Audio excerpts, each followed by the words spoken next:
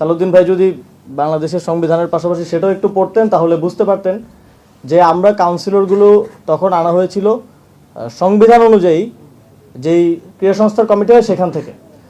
কিন্তু তারা চেয়েছিল তাদের যে ছেলেরা এখন বিসিবিতে বসেছেন তাদের নামগুলো পাঠানো হোক, যাদের স্পোর্টসের সাথে কোনো সম্পর্ক নাই, সংবিধান অনুযায়ী তাদের সেখানে আসার কোনো এখতিয়ার বা তাদেরকে নাম পাঠানোর কোনো এখতিয়ার আসলে ডিসিদের ছিল না। বিএনপি সরকার গঠনের মাত্র 2 মাসের মাথায় এই ফোরামে যারা আছেন সবাইকে নেমে আসতে কিংবা কথা বলতে বাধ্য করছে, যেটা আওয়ামী লীগকেও আমরা দেখেছি তারা আস্তে আস্তে এই পর্যায়ে উপনীত হয়েছিল, কিন্তু বিএনপি খুব দ্রুতই তারা তাদের সাফল্যের দিকে এগিয়ে যাচ্ছে। আমরা দেখছি সমসাময়িক কিছু বিষয়, যেমন 28 জন বিচারককে শোকজ দেয়া হয়েছে, আপনারা সবাই দেখেছেন, কিন্তু পেছনের কারণটা হয়তো অনেকেই জানেন না। বিচারকগণ তাদের একটা হোয়াটসঅ্যাপ গ্রুপে কিছু ডিসকাশন করছিলেন, যেটা স্ক্রিনশট সরকারের পছন্দ হয় নাই।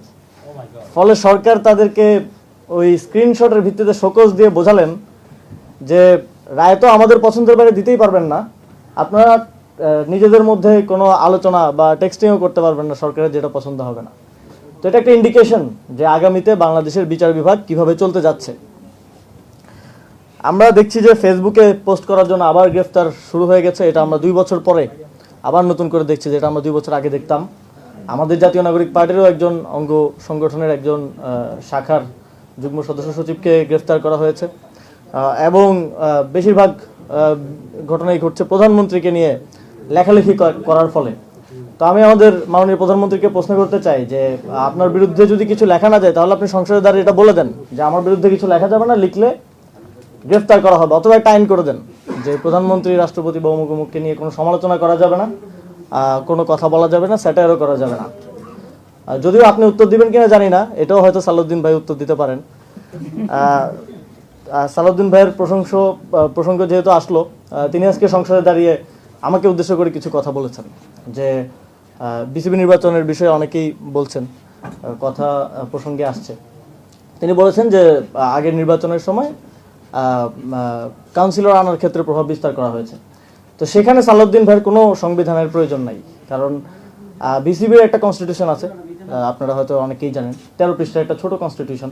সালাউদ্দিন ভাই যদি বাংলাদেশের সংবিধানের পাশাপাশি সেটাও একটু পড়তেন তাহলে বুঝতে পারতেন যে আমরা কাউন্সিলরগুলো তখন আনা হয়েছিল সংবিধান অনুযায়ী যেই ক্রীড়া সংস্থার কমিটি হয় সেখান থেকে।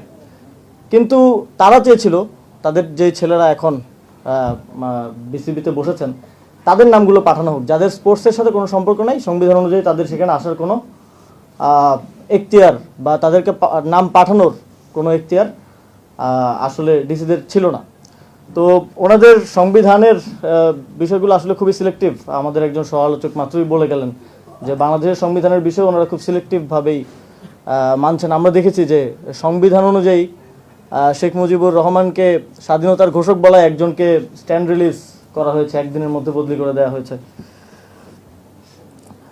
আর আমরা এখানে আমাদের সহ-আলোচকগণ অনেকগুলো অধ্যাদেশ যেগুলো বাতিল করা হচ্ছে সেগুলো নিয়ে কথা বলেছেন, আর সেটা নিয়ে স্পেসিফিক আর কথা বাড়াবো না।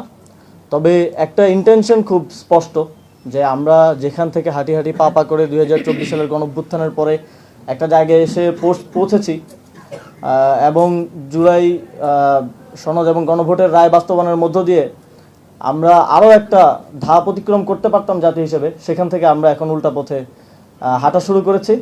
এবং যেটা শেখ হাসিনার ভাষায় অ্যাবসলিউট পাওয়ার আমরা তিনি চান শুনেছিলাম, সেটাই এখন বর্তমান সরকারের মধ্যে আমরা দেখতে পাচ্ছি।